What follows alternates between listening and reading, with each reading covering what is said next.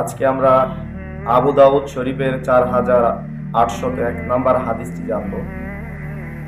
হাদিসটি বর্ণিত হয়েছে হারেসা ইবনে ওবাহ রাদিয়াল্লাহু তাআলা আনহু থেকে। তিনি বলেন, নবী করিম সাল্লাল্লাহু আলাইহি ওয়াসাল্লাম ইরশাদ করেছেন, অসৎ চরিত্রের অধিকারী ও ঝগড়াঝাটিকারী জাহান্নামী হবে। এই হাদিসটি দেখেন আমাদের ভিতরে কতটুকু বিদ্যমান হয়েছে, আমাদের চরিত্র কতটুকু সৎ, বা আমরা ঝগড়াঝাটি থেকে নিজেকে কতটুকু ফারেক রাখতে পেরেছি, নিজেকে কতটুকু বিরত রাখতে পেরেছি।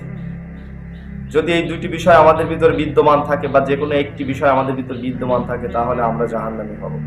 নাউযুবিল্লাহ। আল্লাহ তাআলা আমাদের প্রত্যেককে ঝগড়াঝাটি থেকে, অসৎ চরিত্র থেকে আমাদের হেফাজত করুন। আমাদের জবানকে হেফাজত করার তৌফিক দান করুন, আমাদের চরিত্রকে হেফাজত করার তৌফিক দান করুন। আমিন।